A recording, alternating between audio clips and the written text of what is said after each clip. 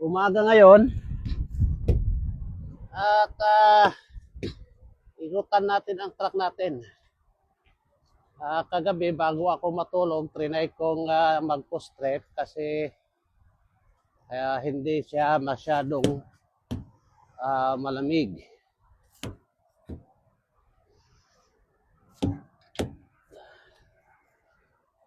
Yan, dito guys, nandito ako sa race area. Maliit lang na race area ito. Yan. Merong bilihan doon. Puno siya ng pine tree guys. Yan. Yan.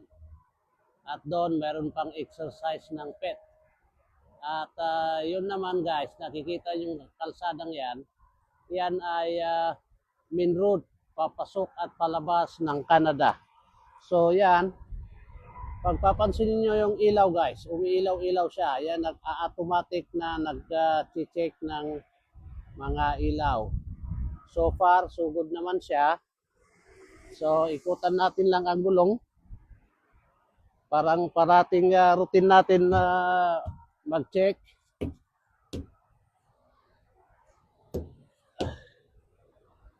Yan.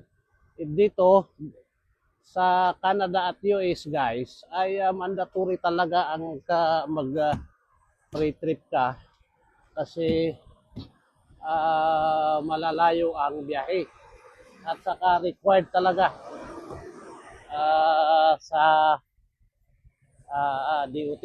Yan, pag napansin nyo yung ilaw ko ay gumagalaw-galaw na naman sila. So they are checking the wellness of my lights. Yan lang guys. So ito, pag papansin nyo bakit meron akong ang laking bumper sa Pilipinas at saka ibang bansa, hindi uso yan guys. Dito kasi, dito sa Canada, kailangan ito guys, itong moose bump na yan kasi ang daming animal, lalo na kapag winter. So kapag ayaw mong masira ang hood ng truck mo,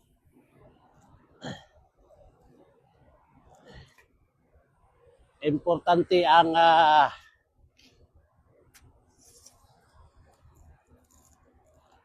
importante guys ang moose bump. So yan, check natin ang asiti.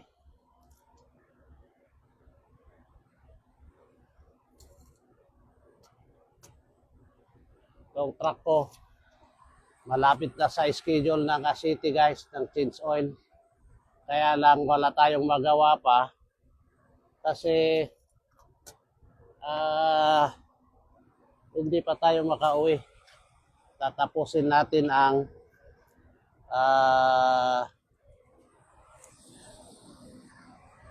Christmas tree.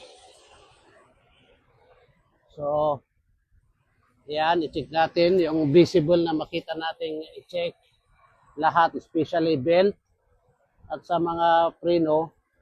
Minsan din guys, ay kailangan natin i-check ang mga rim sa harap kasi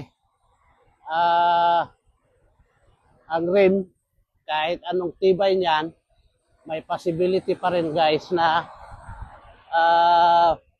mabibiyak siya.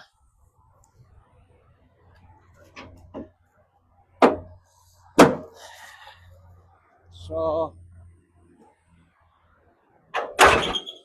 yan guys. Ang quick pre-trip natin kasi nag-post trip naman tayo at nandito pa rin tayo sa US 5 hours at least bago ako makapasok ng Canada at nag-chat na yung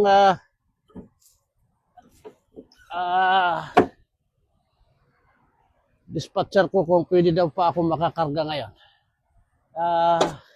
Yan lang guys. Wala tayong masyadong mai-update ngayon. At magandang umaga, magandang gabi. Boom, tarat-tarat.